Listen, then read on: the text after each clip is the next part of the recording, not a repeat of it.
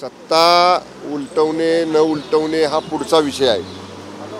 तुम्हाला एखादं जर काही उद्दिष्ट साध्य करायचं असेल तर त्याच्यासाठी लोकांच्या दारात जावं लागतं. चार भिंतीच्या आत बसून बोलायचं आणि राज्याची सत्ता मी उलटून टाकतो म्हणायचं हे काय प्रॅक्टिकल नाही. तुम्ही लोकांच्यात गेलं पाहिजे. हे बघा, एकदा वंदनीय शिवसेना प्रमुख बाळासाहेब ठाकरे साहेबांनी आम्हाला सांगितलं होतं की महाराष्ट्राच्या विधानभवनवरती आपल्याला भगवा फडकवायचा आहे युतीचा, आणि एका बाजूने ठाकरे साहेब बाळासाहेब ठाकरे साहेब, दुसऱ्या बाजूने मुंडे साहेब. महाराष्ट्र पिंजून काढला होता. आता 6 महिने राहिलेत विधानसभेच्या निवडणुकीला. दिसतात का तुम्हाला माननीय उद्धव ठाकरे साहेब कुठं फील्डवरती, कुठं एखाद्या मोठ्या सभेमध्ये? बरं, मी म्हणतो आम्ही समजू शकतो माननीय उद्धव साहेबांच्या प्रकृतीचं कारण आहे, त्यांना जास्त प्रवास करता येत नाही. युवराज तरी त्यांचे जात आहेत का कुठं? ते तर ठणठणीत आहेत ना. हे बघा, सत्ता उलटून टाकायसाठीच मी आहे म्हणायचं, पण तुम्हाला लोकांनी पाहिलं तर पाहिजे, तुम्ही लोकांच्यात गेला तर पाहिजे, लोकांच्या समोर तुम्ही लोकांना दिसला तर पाहिजे. त्यामुळे हे नुसतं वल्गना आहेत. जी काही 4 माणसं बरोबर राहिलीत आता जी काही 4 माणसं त्यांच्याबरोबर आता उभाटा गटात राहिलीत ती टिकून राहावीत, त्यांचं मनोधैर्य खचू नये. ती सुद्धा सोडून आपल्याला शिंदेसाहेबांच्या नेतृत्वाखाली शिवसेनेत येऊ नयेत याच्यासाठी चाललेला हा केविलवाणा प्रयत्न आहे. दुसरीकडे महाविकास आघाडीमध्ये लोकसभेच्या जागा वाटपावरून चुकलेली पाहायला मिळाली. संजय निरुपम आणि संजय राऊत यांच्यामध्ये मोठ्या प्रमाणात आरोप प्रत्यारोप झालेले पाहायला मिळतात. कसं बघता याकडे? लोकसभेत जागा वाटपावरून दोन्ही आता बघा, आम्ही वाहिन्यांवरतीच पाहिलं की 23 जागा उभाटा गट लढणार हे एकतर्फा विश्वज्ञानी संजय राऊतांनी जाहीर केलं. ते जाहीर केल्या काँग्रेसचे एक नेते संजय निरुपम साहेब काय म्हणले की 23 जागा लढताय, तुम्ही लढणार म्हणताय, तुमच्याबरोबर मतं किती आहेत ते दाखवा आधी. म्हणजे जी महाविकास आघाडी आहे, जे तुम्ही सांगताय आम्ही सत्ता उलटून टाकणार आमची, जसा मगाशी तुम्ही प्रश्न विचारला, त्यातलीच एक घटक आहेत ना काँग्रेस. तेच जर तुम्हाला प्रश्न विचारते तुमच्याबरोबर मतं किती आहेत ते दाखवा.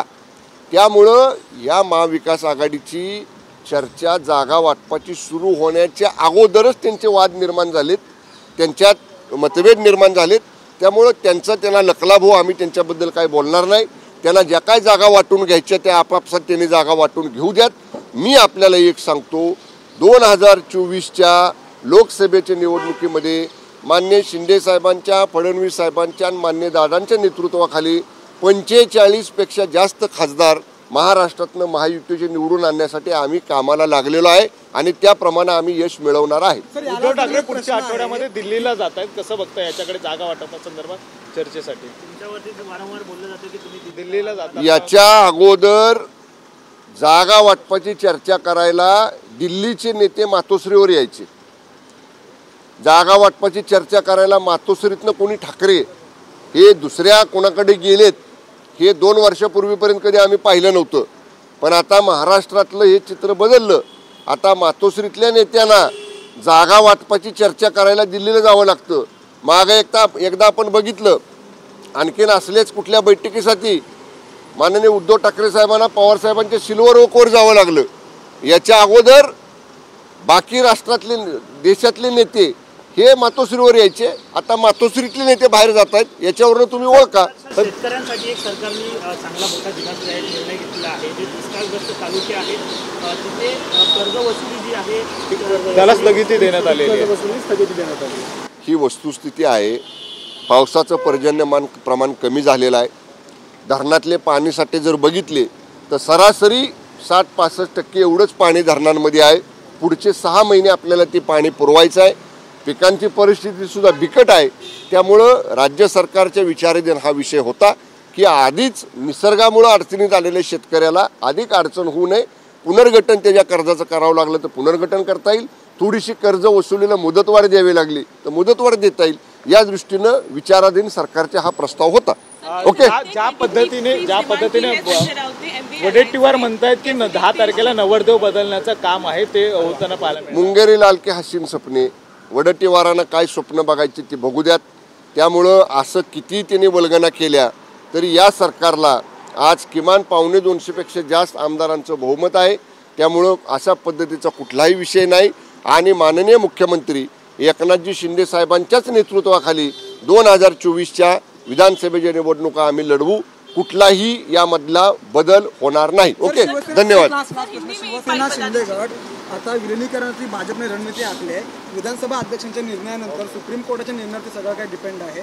मात्र यामध्ये सगळ्यात एकच गोष्ट अशी कळते की शिंदे गट आहे जे शिवसेना शिंदे गट त्याची आता कुठेतरी विलिनीकरण होणार आहे भाजपमध्ये अशी कोण म्हणतं सांगा ना मला नाव. असं कोण म्हणतं ते काहीतरी अफवा पसरवायच्या नाहीत. कशाचे विलिनीकरणाचा वगैरे विषय नाही.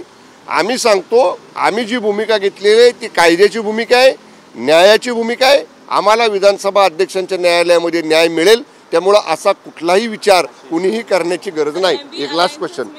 23 सीट्स मांगी है संजय राउत, कैसे देखते हैं इस चीज को? क्या आपको लगता है कांग्रेस उनको उतनी ज्यादा सीट्स देंगे? हालांकि कांग्रेस की भी एक ही सीट थी पिछले इलेक्शंस में. कैसे जाएगा एमवी अलायंस? देखिए, महाविकास आघाड़ी अलायंस का अभी खाली सीट के बंटवारे का चर्चा चालू है.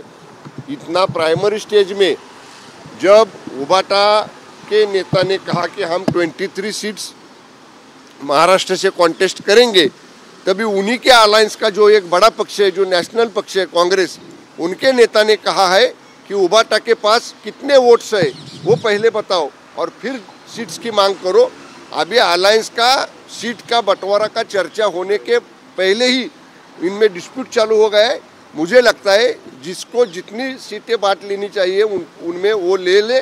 लेकिन महायुति जो महाराष्ट्र में शिंदे साहब की, फडणवीस साहब के और अजित दादा के नेतृत्व में है, वो महायुति महाराष्ट्र की लोकसभा इलेक्शन में 45+ का बहुमत जीत के आगे आएगी. ओके, धन्यवाद.